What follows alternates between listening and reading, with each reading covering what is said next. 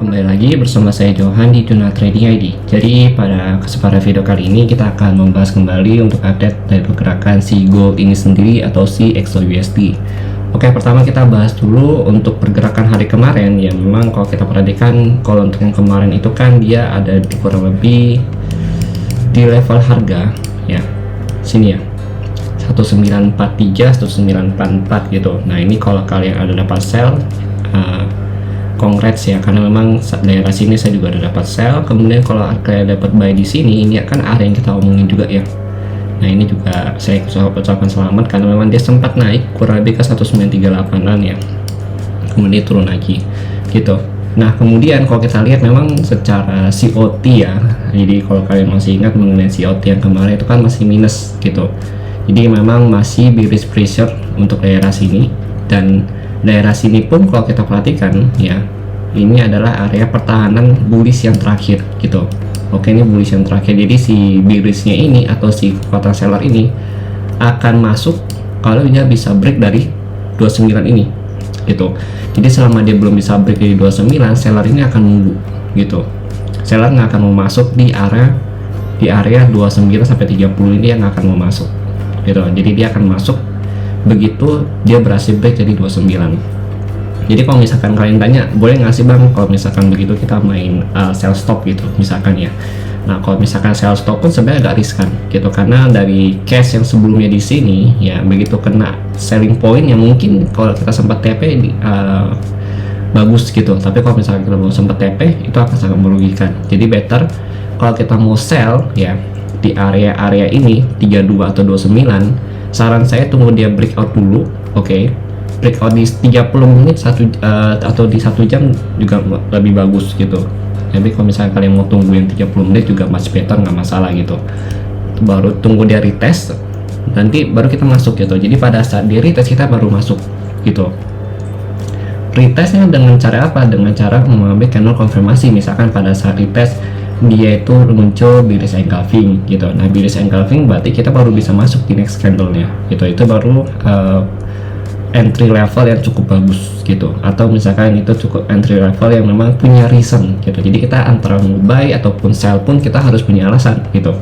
Kenapa kita masuk sell, kenapa kita masuk buy, itu harus punya alasan yang jelas gitu, supaya pada saat kita loss pun gitu ya, ataupun pada saat kita kalah pun kena stop loss gitu, kita tahu nih, kita bisa koreksi diri kita sendiri.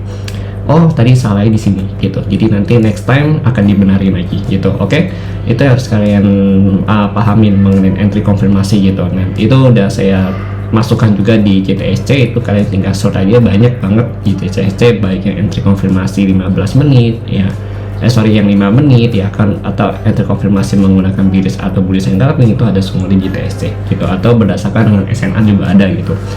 Oke. Kemudian kalau untuk saat ini berarti ya, karena dia belum bisa break daerah-daerah sini, maka kalau saya pribadi saya masih looking for buy. Cuma yang jadi permasalahan utama di sini yang harus kita perhatikan adalah dari currency strength meter gitu. Nah kalau dari currency strength meter ini kalian bisa akses ya, kalian ketik aja di Google ya, kalau misalkan kalian mau via web ya, itu currency strength meter ya. Jadi ini webnya. Oke, kalian tinggal ketik di Google, nanti muncul paling atas gitu, atau CSM di sini. Nah ini cukup membantu untuk kita yang mau terutama trading di falas ya. Jadi kita bisa lihat nih AUD CAD ya kan, itu lebih kuat mana. Nah kita lihat nih, oh AUD CAD berarti lebih kuat si CAD, berarti kan seharusnya pergerakannya turun gitu ya, cenderung turun gitu. Kita lihat sekarang AUD CAD.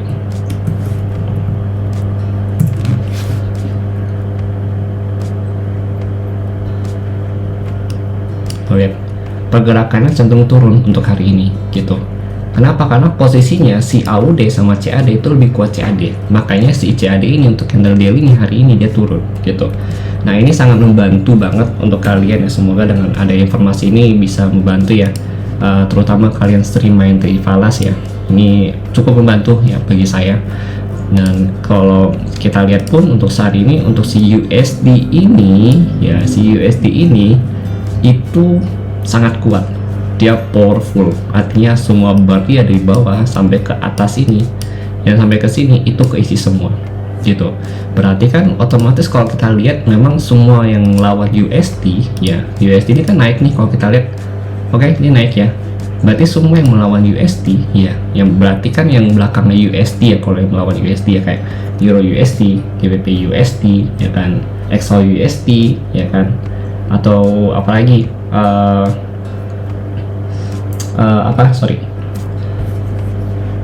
atau USD CAD ya kan. Nah, USD CAD ini sebenarnya kalau kita lihat itu kan USD di depan gitu. Nah, itu dia nggak akan turun gitu karena pergerakan itu mengikuti USD. Artinya kalau USD menguat, dia itu akan naik gitu. Itu namanya korelasi antar pair gitu. Oke ya. Kemudian kalau kita lihat lagi, ini USD menguat gitu. Artinya si USD ini masih ada potensi untuk naik lebih tinggi lagi sebenarnya kalau kita perhatikan ya. Kenaikan USD sendiri pun kalau kita perhatikan dari sini ya, kita coba ke 4 jam. Nah, ini kan dia uptrend, dia masih bertahan di uptrendnya dia untuk si USD. Kenaikan tertinggi dia itu bisa mencapai ke area ini kalau kita mau lihat. Nah, di sini kita bikin zona di sini. Nah, zona di sini. Oke. Jadi ini adalah target kenaikan dia untuk si USD. Ya, kenapa di sini? Karena kalau kita lihat untuk area ini itu ada resistennya dia. Sedangkan untuk saat ini pun kalau kita lihat kan dia reject nih di sini di 102 ya, poin 35. Itu tuh dia reject di bagian sini 1 2, tapi ini nggak begitu kuat gitu. Jadi kalau kita mau main lebih kuatnya memang ya itu ada di bagian sini gitu. Nah, memang ini bisa mereduce ya atau meminimalisir kenaikan dia karena memang posisinya ini juga berada di resisten. Cuma ini bukan resisten yang cukup kuat gitu. Ya, di sini resisten dia itu dari sini. Ya, kalau kita lihat di 4 jam ya, sampai ke sini. Nah, ini resisten dia. Untuk saat ini current resisten dia kalau kita bahas ya. Ini adalah current resisten dia. Begitu dia bisa break di 102.53, maka dia nggak heran kalau dia lanjut naik karena ini dia break dari resisten dan dia juga masih bertahan di atas trendline dia. Kalau dia belum bisa break dari 102.53 ya, dia masih akan terus coba turun dan mencoba untuk break dari trendline ini ya, break dari trendline ini baru dia kemudian lanjut turun. Nah, ini perlu kita lihat itu adalah support dari si DXY. Support DXY itu ada di sini ya. Kalau perlu kita lihat ini ada bullish engulfing supportnya dia. Nah, ini harus hati-hati nih di sini. Ada bullish engulfing gitu di time frame 4 jam di area supportnya dia. Jadi penurunan dia nanti akan ketahan kurang lebih di angka 100.9 sampai 100.5 ya. Begitu dia nge-break, dia akan lanjut naik lagi karena ini adalah support struktur harga gitu. Jadi selama dia belum bisa break dari sini secara trend ya, untuk minor trendnya ya di 4 jam ini itu masih uptrend gitu. Tapi kalau misalkan dia berhasil break dari 100.5 ini ya, 100.5 ini itu dia berarti sudah berubah jadi downtrend gitu karena dia break dari struktur harganya ya. Oke, jadi kenaikan DXY itu masih bisa sampai ke 103.53. Kemudian kalau kita ngomongin worst case nya atau kenaikan tertinggi dari si DXY hari ini pun itu paling mentok dia sampai ke sini ini 104 sampai 104.3 ke 104.6, jadi kurang lebih naik 30 pip ya untuk kenaikan hari ini gitu. Kalau kita mau ngomongin worst case naiknya dia atau kuat-kuatannya dia untuk naik di sini gitu. Nanti untuk si XAU USD, kalau si DXY ini berhasil break ya dari kurang lebih ini height yang kemarin ya, kurang lebih dari sini. Ini kan height yang tanggal 2 ya sama tanggal 3. Nah, dia kalau berhasil break dari sini, itu si XAU USD juga potensi dia untuk nge-break dari si 29 ini gitu. Dia berhasil break 29, berarti kan DXY naik ke 103.25 nih. Kalau misalkan buyer ya nggak kuat nahan di 30-an ya di sini, itu dia akan lanjut turun kurang lebih ke 24 sampai ke 20-an gitu. Oke, itu kalau dari DXY. Tapi kalau si DXY nya ini belum bisa nge-break dari 102.8 ya, kemudian dia turun lagi, berarti ada harapan si XAUUSD ini untuk rebound kembali ke 41 sampai ke 50 kembali. Ini juga jadi selling point saya yang memang saya masih tunggu-tunggu juga, dan nantinya saya juga masih butuh konfirmasi untuk area sini gitu. Oke, jadi itu ya untuk XAUUSD. Kemudian kalau kita lihat dari COT data report tuh masih minus ya, masih bearish ya untuk COT data reportnya. Kalau open interest heatmap sih belum ada banyak perubahan ya kalau kita lihat. Cuma memang kalau kita tahu kan ada CPI sama PPI nanti ya, di kurang lebih di hari Rabu sama Kamis nanti. Nah itu perlu diwanti-wanti, soalnya memang kemungkinan besar pelaku pasar tuh akan nunggu hasil report dari CPI sama PPI tersebut gitu. Kalau dari open interest data 1900 masih jadi favorit ya mereka orang untuk add money. Kemudian kalau kita lihat di bawah 1050 ini kan 1950 ya, maksudnya di bawah 1950 ini itu masih jadi area favorit mereka untuk nge-buy gitu. Jadi mereka nge-buy itu kalau kita perhatikan di sini mereka nge-buy mulai dari 1935 sampai 1900. Targetnya di mana? Targetnya dari 1950. Oke. Kemudian ada di 1975 sampai tertingginya itu di 2000 dengan bid call sekitar 9.000-an gitu. Jadi ini mereka nge-buy sebenarnya, akumulasi buy, dan call yang mereka itu paling banyak itu untuk saat ini ada di 1900 di sini call yang put money yang mereka. Kalau call yang paling baik itu ada di 1000 di 2000-an ya, tapi kalau call di bawah 1050 kayak 1950 itu kurang lebih ada di 1915 di sini. Oke, 1915 di sini. Itu sekitar 223 ya untuk area call-nya ya, gitu. Oke, jadi itu ya.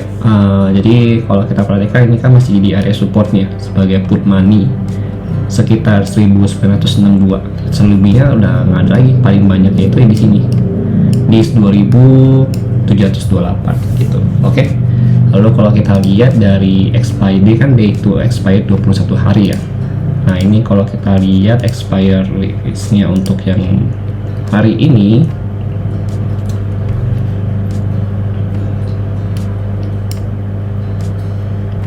kalau yang hari ini banyak chance-nya itu mereka masuk ya kurang lebih di 1925 itu penambahan hari ini ya. Kemudian ada di 1950 itu ada penambahan juga ya. Jadi kalau untuk yang penambahan hari cuma ada di 1925 aja gitu. Justru 1960 mereka minus 13, artinya mereka call itu mereka tarik sebagian gitu.